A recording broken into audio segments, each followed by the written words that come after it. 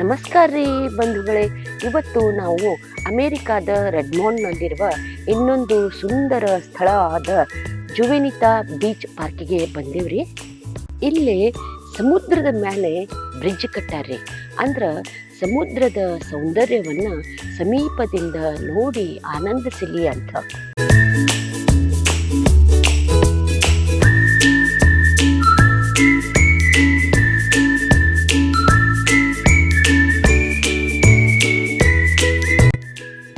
ಇಲ್ಲಿ ನಾವು ಬಂದಾಗ ಸಂಜೆ ಆಗಿದ್ರೆ ಇಲ್ಲಿ ಸೂರ್ಯಾಸ್ತದ ದೃಶ್ಯವನ್ನು ಕೂಡ ನಾವು ನೋಡಿ ಆನಂದಿಸಿದೆವು.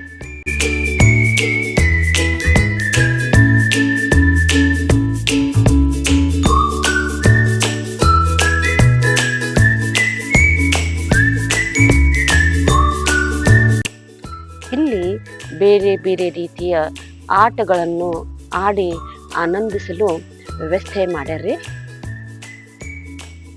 ಇಲ್ಲಿ ಎಷ್ಟು ಜನರಿದ್ರೂ ಕೂಡ ಇಲ್ಲಿಯ ಕ್ಲೀನ್ಲಿನೆಸ್ ಮತ್ತು ಡಿಸಿಪ್ಲಿನ್ ನೋಡಿ ಬಹಳ ಸಂತೋಷ ಅನಿಸಿದ್ರಿ. ಇಲ್ಲಿ ರೆಸ್ಟೋರೆಂಟ್ನಲ್ಲಿ ಫಿಶ್ ಆ್ಯಂಡ್ ಚಿಪ್ಸ್ ತಿನಿಸು ಇರುವುದನ್ನು ನೋಡಿದ್ವಿ. ಈಗ ನಾವು ಸಿಯಾಟಲ್ ನಗರದ ಕೆರಿ ಪಾರ್ಕಿಗೆ ಬಂದೇವ್ರಿ. ಇದು ನಗರದ ವ್ಯೂ ಪಾಯಿಂಟ್ ಅಂತ ಅನ್ಬೋದ್ರಿ. ಇಲ್ಲಿಂದ ನೋಡಿದ್ರೆ ದೂರದ ಬಿಲ್ಡಿಂಗ್ಗಳು, ಎತ್ತರದ ಬೆಟ್ಟ ಗುಡ್ಡಗಳು, ದೂರದಲ್ಲಿ ಹರಿಯುವ ನದಿಯ ನೀರು ಎಲ್ಲ ನಮ್ಗೆ ಕಾಣಿಸ್ಬೋದ್ರಿ. ಇಲ್ಲಿ ಒಂದು ಕಾಣಿಸ್ಲಿಕ್ಕತ್ತೈತಿ ನೋಡ್ರಿ, ಎತ್ತರವಾದಂತಹ ಬಿಲ್ಡಿಂಗ್. ಇದಕ್ಕೆ ನಾವು ಸ್ಪೇಸ್ ನೀಡಲ್ ಅಂತ ಕರೀತಾರ್ರಿ. ಮುಂದಿನ ಬ್ಲಾಗ್ ಒಳಗೆ ಅದು ನಿಮ್ಗೆ ನೋಡ್ಲಿಕ್ಕೆ ಸಿಗ್ತೈತ್ರಿ.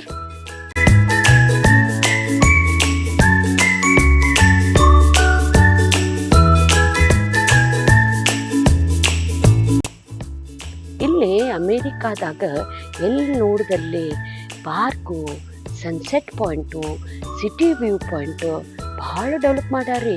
ಹಿಂಗೆ ನಮ್ಮ ಭಾರತ ದೇಶದೊಳಗೂ ಎಲ್ಲ ಕಡೆ ಆಗಬೇಕು ಅಂತ ಅನಿಸ್ತೈತೆ ನೋಡ್ರಿ.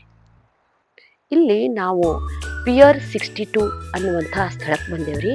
ಇಲ್ಲಿ ವಾಟರ್ ಫ್ರಂಟ್ ವ್ಯೂ ಮತ್ತು ಸೂರ್ಯಾಸ್ತದ ದೃಶ್ಯವನ್ನು ನೋಡಿ ಆನಂದಿಸಬಹುದ್ರಿ.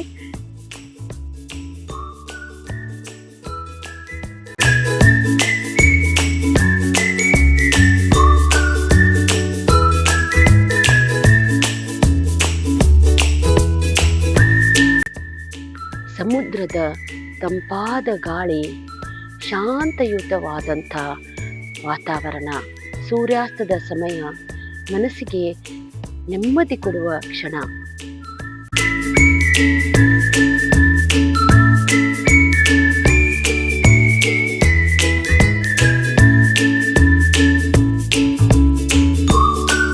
ಇಲ್ಲಿ ಮಯೂರಿ ಅನ್ನುವಂಥ ಇಂಡಿಯನ್ ಮಾರ್ಕೆಟಿಗೆ ಬಂದ್ವಿ.